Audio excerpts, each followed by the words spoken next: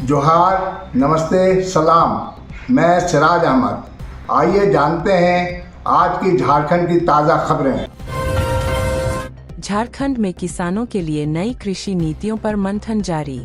झारखंड के ग्रामीण क्षेत्रों और किसानों के कल्याण पर केंद्रित नीतियां 2025 में सरकार की प्राथमिकता में शामिल है। राज्य के विशाल प्राकृतिक संसाधनों के बावजूद किसानों को अक्सर सिंचाई, भंडारण और बाजार पहुंच जैसी बुनियादी चुनौतियों का सामना करना पड़ता है। अक्टूबर 2025 के दौरान कृषि विभाग में ऐसी नई नीतियों पर मंथन चल रहा है जो किसानों की समस्याओं को सीधे संबोधित कर सकें और टिकाऊ कृषि, सस्टेनेबल एग्रीकल्चर को बढ़ावा दें। विशेष रूप से जनजातीय और दूरदराज के क्षेत्रों में स्वच्छ पानी और सड़क संपर्क जैसी बुनियादी सुविधाओं की कमी को दूर करने पर ध्यान केंद्रित किया जा रहा है, क्योंकि ये ग्रामीण अर्थव्यवस्था को बढ़ावा देने के लिए महत्वपूर्ण है। इसके अलावा अवैध खनन पर कड़े नियंत्रण और युवाओं के लिए स्थानीय स्तर पर कौशल विकास के अवसर पैदा करने पर भी जोर दिया जा रहा है, ताकि कृषि और सहायक क्षेत्रों से पलायन को रोका जा सके और ग्रामीण अर्थव्यवस्था को मजबूत किया जा सके। अक्टूबर 2025 की किस्त, 12 जिलों में पहले ट्रांसफर। हेमंत सोरेन सरकार ने अक्टूबर माह की 2500 रुपए की किस्त को प्राथमिकता से वितरित करने का फैसला किया है। पहले 12 जिलों रांची, दुमका, जामतारा, देवघर, गोड्डा, साहिबगंज, पाकुर, लिट्टीपारा, सिमडेगा, खूंटी, सरायकेला खरसावान और पश्चिमी सिंहभूम की महिलाओं के खातों में राशि भेजी जा रही है। यह ट्रांसफर अक्टूबर के 17 से 18 से शुरू हो चुका है। बाकी जिलों में अगले कुछ दिनों में पहुंचेगा। कुल लाभार्थी लगभग 56 लाख महिलाएं। झारखंड के जमशेदपुर में एक नई ऑटोमोबाइल विनिर्माण इकाई स्थापित करने की घोषणा की गई है। यह परियोजना राज्य में रोजगार के नए अवसर पैदा करेगी और स्थानीय अर्थव्यवस्था को बढ़ावा देगी। राज्य सरकार ने एक नई औद्योगिक नीति की घोषणा की है, जिसका उद्देश्य राज्य में निवेश को आकर्षित करना और उद्योगों के विकास को बढ़ावा देना है। इस नीति के तहत कई कर छूट और अन्य प्रोत्साहन दिए जाएंगे। रांची में एक नए स्टार्टअप हब की शुरुआत की गई है, जो युवा उद्यमियों को अपने विचारों को मूर्त रूप देने के लिए एक मंच प्रदान करेगा। इस हब में आधुनिक सुविधाएं और मेंटरशिप प्रोग्राम उपलब्ध होंगे। झारखंड सरकार ने सभी सरकारी स्कूलों में मुफ्त और अनिवार्य शिक्षा के दायरे को और विस्तारित करने का निर्णय लिया है, ताकि अधिक से अधिक बच्चे गुणवत्तापूर्ण शिक्षा प्राप्त कर सकें। राज्य के विभिन्न जिलों में कौशल विकास केंद्रों का विस्तार किया जा रहा है, ताकि युवाओं को आधुनिक तकनीकी कौशल में प्रशिक्षित किया जा सके और वे रोजगार के लिए बेहतर तरीके से तैयार हो सकें। रांची विश्वविद्यालय में एक नया ऑनलाइन लर्निंग प्लेटफॉर्म लॉन्च किया गया है, जिससे छात्र घर बैठे विभिन्न विषयों में डिग्री और सर्टिफिकेट कोर्स कर सकेंगे। राज्य में एक नया सरकारी अस्पताल खोला गया है, जिसमें अत्याधुनिक चिकित्सा सुविधाएं और विशेषज्ञ डॉक्टर उपलब्ध होंगे। यह अस्पताल ग्रामीण और शहरी दोनों क्षेत्रों के लोगों के लिए सुलभ होगा। सरकार ने ग्रामीण क्षेत्रों में स्वास्थ्य सेवाओं को मजबूत करने के लिए ग्राम स्वास्थ्य अभियान शुरू किया है, जिसके तहत डॉक्टरों और स्वास्थ्य कर्मियों की उपलब्धता सुनिश्चित की जाएगी। अब बच्चों में कुपोषण को कम करने के लिए एक नई योजना शुरू की गई है, जिसमें आंगनवाड़ी केंद्रों और स्कूलों के माध्यम से बच्चों को पौष्टिक भोजन उपलब्ध कराया जाएगा। रांची में एक नया शहर विकसित किया जा रहा है, जिसे पर्यावरण अनुकूल और टिकाऊ शहर के रूप में डिजाइन किया गया है।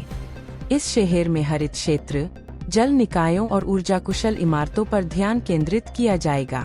राज्य सरकार ने नदियों और जल स्रोतों को प्रदूषण से बचाने के लिए एक नया अभियान शुरू किया है, जिसका उद्देश्य लोगों को जल संरक्षण के प्रति जागरूक करना है। झारखंड के विभिन्न जिलों में वृक्षारोपण अभियान चलाया जा रहा है, ताकि वनों को बढ़ाया जा सके और पर्यावरण संतुलन को बनाए रखा जा सके। रांची में एक नया अंतर्राष्ट्रीय स्टेडियम बनाया जा रहा है, जो विभिन्न प्रकार के खेल आयोजनों की मेजबानी करने में सक्षम होगा। इस स्टेडियम का निर्माण तेजी से चल रहा है। राज्य सरकार ने स्थानीय खिलाड़ियों को प्रोत्साहित करने के लिए एक नई खेल नीति की घोषणा की है, जिसमें खेल छात्रवृत्ति, प्रशिक्षण और पुरस्कारों पर ध्यान केंद्रित किया जाएगा। एक लोकप्रिय फिल्म अभिनेत्री और रांची के स्थानीय निवासियों के बीच एक विवाद उत्पन्न हुआ है, जो उनकी फिल्म के एक सीन के बारे में है। स्थानीय निवासियों ने फिल्म के एक विशेष सीन को स्थानीय संस्कृति और भावनाओं के प्रति अपमानजनक माना है और उस पर प्रतिबंध लगाने की मांग कर रहे हैं। अब झारखंड सरकार ने डिजिटल झारखंड पहल के तहत राज्य के सभी प्रमुख सरकारी विभागों को ऑनलाइन कर दिया है, ताकि नागरिकों को बेहतर और पारदर्शी सेवाएं मिल सकें। एक स्थानीय प्रौद्योगिकी कंपनी ने एक नया मोबाइल ऐप लॉन्च किया है, जो किसानों को मौसम, मिट्टी की गुणवत्ता और कृषि उत्पादों के बाजार मूल्य के बारे में जानकारी प्रदान करेगा। ग्रामीण क्षेत्रों में इंटरनेट कनेक्टिविटी को बेहतर बनाने के लिए एक नया अभियान शुरू किया गया है, ताकि डिजिटल विभाजन को कम किया जा सके। झारखंड पुलिस ने संगठित अपराधियों के खिलाफ अभियान तेज किया, 4 एनकाउंटर में सफलता। झारखंड पुलिस ने संगठित अपराध समूहों के खिलाफ अभियान तेज कर दिया है, जिसमें पिछले 5 दिनों में 4 एनकाउंटर हुए और कई गिरफ्तारियां की गईं। नक्सलवाद अब सरंदा और कुछ क्षेत्रों तक सीमित होने से फोकस अपराधी गिरोहों पर शिफ्ट हो गया है, जो हत्याएं, फायरिंग और वसूली में लिप्त है। रांची में एक प्रमुख गैंगस्टर को अजरबैजान से प्रत्यर्पित किया गया, जो 40 से अधिक मामलों में आरोपी है और बिश्नोई गैंग से जुड़ा। पुलिस ने जनता से वसूली की शिकायतें दर्ज करने की अपील की। डीजीपी ने कहा कि यह अभियान राज्यव्यापी है, जिसमें रांची, धनबाद और जमशेदपुर फोकस में है। एनसीआरबी डेटा के अनुसार झारखंड में महिलाओं के खिलाफ अपराध 2023 में कम हुए, लेकिन दहेज निषेध अधिनियम के तहत सबसे अधिक केस 1487 दर्ज हुए। राज्य में हत्या दर दूसरे स्थान पर है, 3.7 प्रति लाख। यह अभियान कानून व्यवस्था सुधारने का प्रयास है, लेकिन विपक्ष ने सरकार पर निशाना साधा। रांची में 4 एसएफएफ सीनियर एथलेटिक्स चैंपियनशिप 2025 की तैयारी अंतिम चरण में।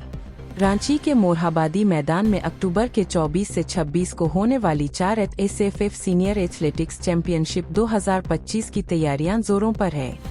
6 देशों भारत, बांग्लादेश, भूटान, नेपाल, मालदीव, श्रीलंका के 300 एथलीट हिस्सा लेंगे और उद्घाटन सीएम हेमंत सोरेन करेंगे।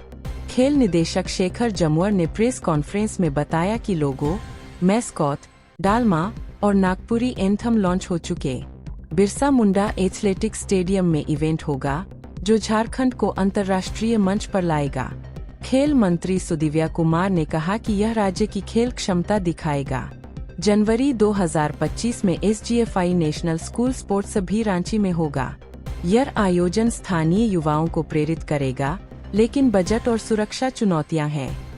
विशेषज्ञों का मानना है कि यह पर्यटन को बढ़ावा देगा। झारखंड की अर्थव्यवस्था 2025 से 26 में 7.5% बढ़ेगी, 10 लाख करोड़ का लक्ष्य। झारखंड इकोनॉमिक सर्वे 2025 के अनुसार राज्य की अर्थव्यवस्था 2025 से 26 में 7.5% बढ़ेगी, जो राष्ट्रीय औसत से अधिक है।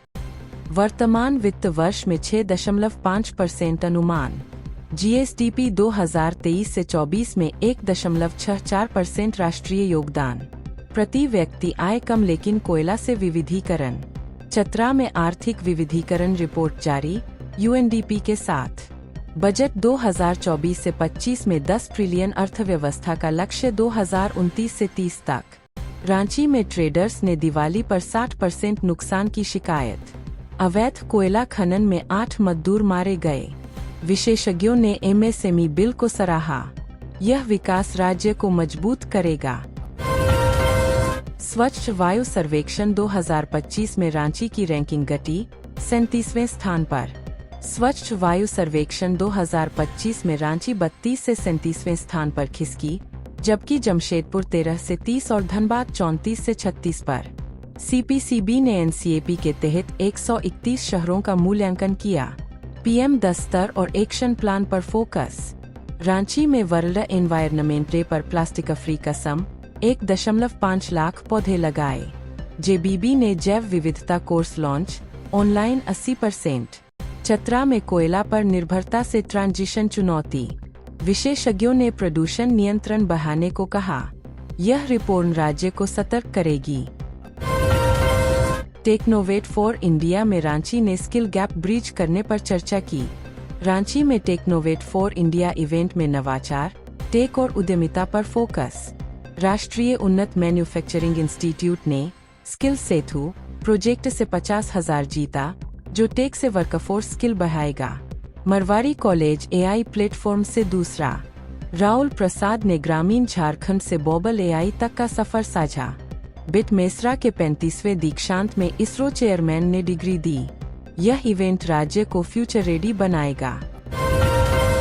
रांची 24 अक्टूबर से दक्षिण एशियाई सीनियर एथलेटिक्स चैंपियनशिप की मेजबानी करेगा। रांची में खेल प्रेमियों के लिए एक बड़ी खबर है कि बिरसा मुंडा एथलेटिक्स स्टेडियम होटवार में 24 से 26 अक्टूबर 2025 तक चौथी दक्षिण एशियाई (SAF) सीनियर एथलेटिक्स चैंपियनशिप का आयोजन किया जाएगा। झारखंड के खेल मंत्री सुदिव्य कुमार ने हाल ही में चैंपियनशिप के आधिकारिक लोगो, शुभंकर और एंथम का अनावरण किया। इस 3 दिवसीय अंतर्राष्ट्रीय खेल आयोजन में भारत, बांग्लादेश, भूटान, नेपाल, मालदीव और श्रीलंका सहित 6 सार्क सदस्य देशों के लगभग 300 एथलीट और 150 तकनीकी अधिकारी भाग लेंगे। मंत्री ने कहा कि SAF का लोगो झारखंड की खेल भावना, संस्कृति और प्रकृति का प्रतीक है। इस आयोजन में झारखंड के लगभग 5,000 युवा खिलाड़ियों को आमंत्रित किया गया है, ताकि वे अंतर्राष्ट्रीय एथलीटों से प्रेरणा ले सकें। यह तीसरी बार है जब Bharat SAF senior athletics championship की मेजबानी कर रहा है। इस भव्य आयोजन को सफल बनाने के लिए राज्य के खेल विभाग द्वारा सभी तैयारियां अंतिम चरण में है, जिसमें स्टेडियम में तकनीकी सुधार और सौंदर्यीकरण का कार्य शामिल है। Malayalam film officer on duty पर अत्यधिक हिंसा और रिवेंज रेप के चित्रण को लेकर भारी विवाद। मलयालम सिनेमा की हालिया release officer on duty box office पर बड़ी सफलता हासिल करने के बावजूद अपनी अत्यधिक ग्राफिक हिंसा और संवेदनशील विषयों के चित्रण को लेकर गहरे विवादों में घिर गई है। फिल्म को खास तौर पर रिवेंज रेप और रिवेंज पोर्न को मात्र एक प्लॉट डिवाइस के रूप में इस्तेमाल करने के लिए कड़ी आलोचना का सामना करना पड़ रहा है। आलोचकों और सोशल मीडिया यूजर्स ने आरोप लगाया है कि फिल्म में महिलाओं के खिलाफ अपराधों का असंवेदनशील और अवांछित चित्रण किया गया है, जो वास्तविक जीवन के पीड़ितों के लिए ट्रिगरिंग हो सकता है। यहाँ तक कि फिल्म को एंटी सोशल भी करार दिया गया है। फिल्म के एक हिस्से में विमेन इन रेफ्रिजरेटर ट्रोप का भी इस्तेमाल किया गया है। मशहूर मनोचिकित्सक डॉ. CJ जॉन ने इस फिल्म को OTT प्लेटफॉर्म्स पर भी नाबालिगों के लिए अनुपलब्ध कराने की मांग की है।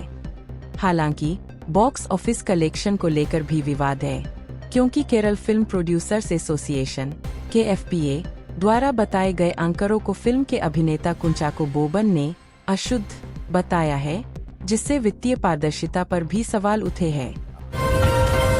रांची यूनिवर्सिटी में मेडिकल और नर्सिंग परीक्षाओं की तैयारी जोरों पर। रांची विश्वविद्यालय रांची यूनिवर्सिटी में अक्टूबर 2025 के मध्य में विभिन्न चिकित्सा और नर्सिंग पाठ्यक्रमों की वार्षिक और पूरक परीक्षाओं की घोषणा के साथ शिक्षा क्षेत्र में हलचल है। विश्वविद्यालय ने MD, MS, post basic BSc nursing, BDS और MBBS प्रथम वर्ष की वार्षिक परीक्षाओं के लिए कार्यक्रम और परीक्षा केंद्र जारी कर दिए हैं। परीक्षा फॉर्म भरने की प्रक्रिया भी 17 अक्टूबर तक जारी थी। इसके अलावा MPhil, क्लिनिकल साइकोलॉजी और MPhil, साइकियाट्रिक सोशल वर्क की परीक्षाओं की प्रेस विज्ञप्तियां भी जारी की गई है। यह शैक्षणिक गतिविधियां दर्शाती है कि विश्वविद्यालय सत्र को समय पर पूरा करने की दिशा में तेजी से काम कर रहा है। साथ ही Jharkhand education project council JEPC द्वारा आयोजित कला उत्सव 2025 से 26 फीट में रांची के 350 से अधिक छात्रों ने भाग लिया, जिसमें गायन, नृत्य, वाद्य संगीत और दृश्य कला जैसी श्रेणियों में अपनी प्रतिभा का प्रदर्शन किया। यह पहल छात्रों के अकादमिक उत्कृष्टता के साथ साथ रचनात्मक विकास को भी प्रोत्साहित करने की दिशा में एक महत्वपूर्ण कदम है।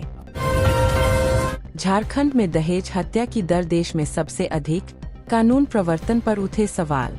राष्ट्रीय अपराध रिकॉर्ड ब्यूरो NCRB की हालिया रिपोर्ट के अनुसार झारखंड में महिलाओं के खिलाफ समग्र अपराधों में गिरावट दर्ज की गई है, लेकिन दहेज निषेध अधिनियम प्रोहिबिशन ऑफ डाउरी एक्ट के तहत अपराध दर देश में सबसे अधिक प्रति लाख 7.7 है। रिपोर्ट के अनुसार राज्य में 1487 मामले दर्ज किए गए, जिसमें 1567 महिलाएं पीड़ित हुईं। इसके अलावा दहेज हत्या डाउरी डेथ्स के मामलों में भी झारखंड, उत्तर प्रदेश और बिहार के बाद चौथे स्थान पर है, जिसकी दर 1.1 प्रति लाख है। इस गंभीर आंकड़े ने राज्य में कानून प्रवर्तन और सामाजिक जागरूकता की आवश्यकता पर गंभीर सवाल खड़े किए हैं। हालांकि झारखंड पुलिस के प्रवक्ता ने कहा है कि हाल के वर्षों में महिलाओं और बच्चों के खिलाफ अपराधों पर पुलिस की प्रतिक्रिया अधिक सक्रिय रही है, लेकिन ये आंकड़े समाज में व्याप्त गहरी जड़ें जमा चुकी सामाजिक बुराई को दर्शाते हैं। इसके मद्देनजर झारखंड उच्च न्यायालय भी पुराने मामलों के बैकलॉग को कम करने के लिए लक्षित मामले टारगेटेड केसेस नामक एक नई पहल पर काम कर रहा है। झारखंड में सर्वजन पेंशन योजना से लाखों लोगों को मिल रहा लाभ। झारखंड सरकार की महत्वाकांक्षी सर्वजन पेंशन योजना राज्य के कमजोर वर्गों के लिए एक बड़ी राहत बनकर उभरी है। इस योजना का लक्ष्य बुजुर्ग व्यक्तियों, विधवाओं, निराश्रित महिलाओं, अलग अलग तरह से दिव्यांग व्यक्तियों, आदिम जनजातियों और HIV/AIDS रोगियों को प्रति माह वित्तीय सहायता प्रदान करना है। इस योजना की सबसे बड़ी विशेषता यह है कि इसने पिछली योजनाओं की सभी जटिल आयु प्रतिबंधों को हटा दिया है, जिससे पात्रता पूरी करने वाले सभी जरूरतमंद लोगों को पेंशन की गारंटी मिलती है। इस व्यापक पहुंच ने सुनिश्चित किया है कि समाज के सबसे हाशिए पर पड़े लोगों को भी सम्मानजनक जीवन जीने के लिए आवश्यक आर्थिक सहायता मिल सके।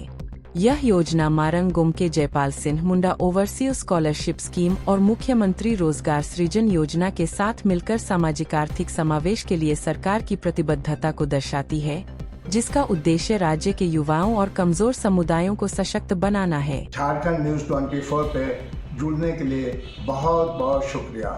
हर दिन की खबर जानने के लिए हमारे चैनल को सब्सक्राइब करें। हर दिन का ताज़ा खबर हमारे चैनल पर। धन्यवाद।